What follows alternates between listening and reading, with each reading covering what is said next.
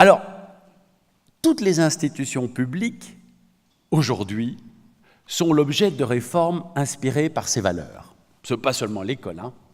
C'est littéralement toutes les institutions publiques, d'une manière ou d'une autre. D'une manière ou d'une autre. Vous dire que ça fonctionne super bien partout, ça, ce serait mentir. En réalité, on observe toute une série de problèmes typiques un peu partout. Et il faut avoir le courage d'ouvrir les yeux. Hein. C'est pas comme ça, ça ne va pas se faire comme ça. Et je vous ai listé un certain nombre de problèmes qui sont... Oui, on ne les voit plus de nouveau. Ils arrivent, hein. Ok, super. Voilà, parfait. Et ces problèmes, je vous en donne quelques-uns. Par exemple, la confusion de l'autonomie et de l'indépendance. Alors ça, à l'université, on connaît super bien. Hein.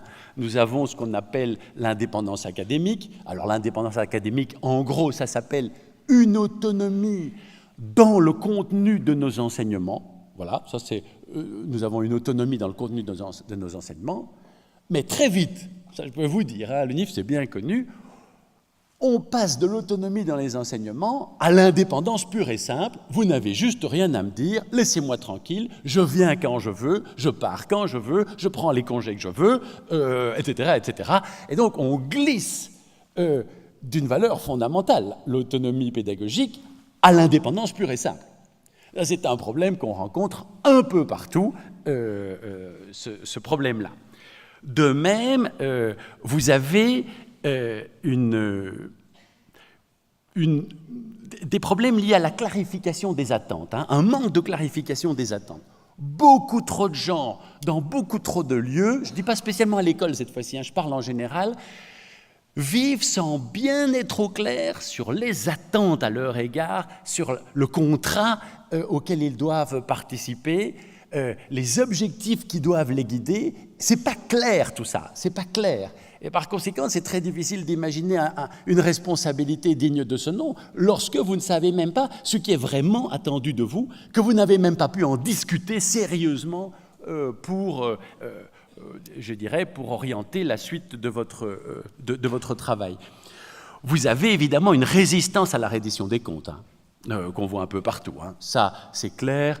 Je ne vois pas pourquoi je rendrais des comptes, qui se mêlent de ce qui les regarde, maître dans ma classe, maître dans mon service, maître de mes enseignements, et que personne ne vienne m'ennuyer. Ah, donc, c'est tout à fait typique. Vous avez aussi un sentiment chronique de ne pas être reconnu. Trop de systèmes d'évaluation, parce qu'ils sont bureaucratiques ou administratifs, comme on le disait voici un instant, sont des systèmes qui cassent un peu l'estime des personnes, qui brisent un peu leur confiance en eux-mêmes, qui épinglent surtout leurs déficiences, les lacunes, les décalages, et jamais ce qui est bien fait, et jamais leurs efforts. Et donc il y a un sentiment, un déficit de reconnaissance chronique qui traverse toutes les institutions publiques, et les entreprises aussi bien, en sorte que si vous faites des sondages, hein, partout, ça ne sert même plus à rien d'en faire. On sait très bien que si on fait un sondage, 50-60% des agents des services publics répondent « nous ne sommes pas reconnus, nous ne sommes pas assez reconnus ». Voilà, mais c'est tout le temps, hein, c'est tout le temps. Donc c'est un écueil fondamental que celui-là. Vous avez l'évitement des sujets qui fâchent. Partout, je passe beaucoup de temps dans les services publics, dans l'administration publique, un peu partout, je vois des services, des entités qui ont du mal à travailler sur la vérité. Voilà, je le dis aussi platement que ça. On évite les sujets qui fâchent. C'est plus facile de discuter de la méforme d'Anderlecht que du problème d'un collègue qui accumule les absences et reporte son travail sur les autres. C'est bien plus facile de parler d'Anderlecht. Et donc, vous avez des manières d'éviter les problèmes. Alors que j'observe en même temps, c'est que lorsqu'on les met sur la table, constructivement et dans le respect de chacun, finalement, un système peut aller beaucoup plus loin dans l'ouverture à sa propre vérité. Peut aller beaucoup plus loin. Mais pour ça, voilà, il faut aussi y être incité. Et nous sommes tous comme ça, à préférer parfois mettre la tête dans le sable et à vivre à distance de nous-mêmes. Entre parenthèses, on voit ça dans les couples, on voit ça dans les familles, on voit ça partout. Hein. C'est rien de spécial, hein. Nous sommes tous des êtres humains. Vous avez aussi la fermeture à la réflexivité. C'est quelque chose qui me frappe aussi beaucoup, qui m'intrigue d'ailleurs. Vous avez des gens que vous connaissez, mais aussi des groupes, des équipes, pour lesquels, disons, le circuit de l'apprentissage ne s'opère pas. On dirait qu'ils ne parviennent plus à apprendre à partir de leurs erreurs.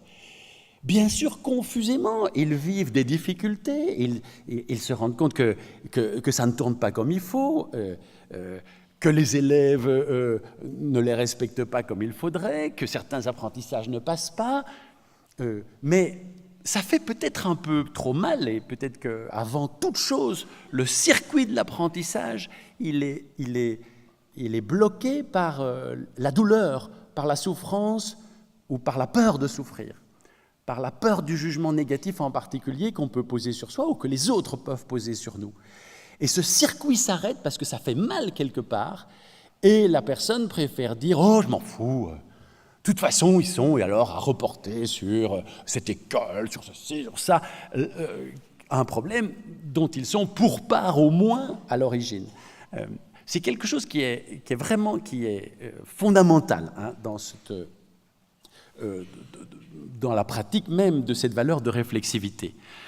Et puis alors, typiquement, vous avez ce qu'on observe un peu partout, c'est que toutes ces valeurs dont j'ai parlé, responsabilité, autonomie, évaluation, tout ça, c'est super bien pour les autres. Voilà, c'est super bien pour les autres. Et par exemple pour les élèves. Alors ça, on pourrait, après tout, on regarde ça et on dit, mais ça, vous savez, ça peut être une théorie pédagogique, hein.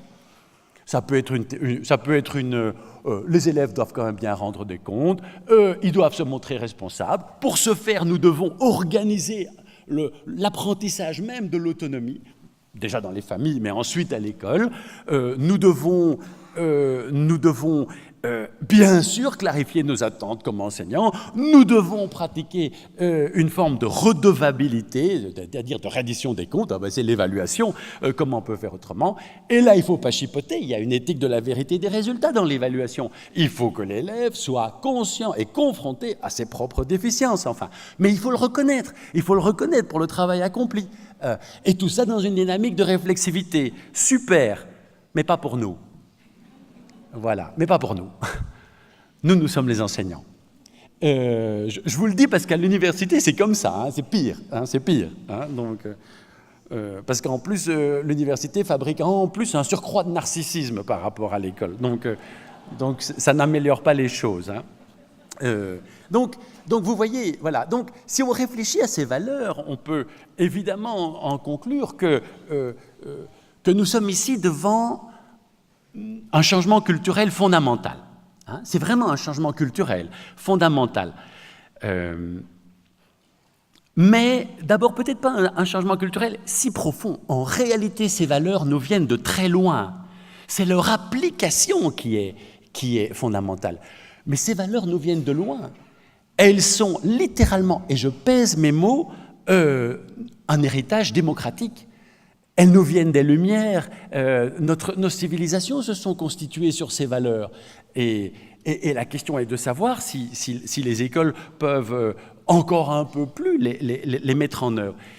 Et lorsque, dans les journaux, parfois, j'ai lu qu'il y avait une forme de managérialisation, vous savez, quand vous ne comprenez pas une réforme, le plus facile, c'est de dire management. Voilà, on confond l'école avec l'entreprise privée. Mais pas du tout, mais absolument pas. Ça voudrait dire que toutes ces valeurs qui sont propres aux Lumières et à notre héritage démocratique, ce serait du management. Enfin, à aucun moment, le groupe de travail n'a confondu, à aucun moment, et je peux vous dire que s'il y avait eu la moindre velléité de confondre, le groupe explosait à l'instant même. À aucun moment il n'a été question d'imaginer une seconde que l'école puisse être une forme d'entreprises publiques à gérer comme on le fait avec les entreprises publiques, et encore moins l'idée d'une mise en concurrence, d'une logique de marché ou des choses pareilles. Au contraire, dès le premier jour, nous savions que c'était bien ce que nous ne devions et pouvions pas faire. En aucun cas. C'était précisément ce qu'il nous fallait éviter, et en gardant bien cette éthique de service public.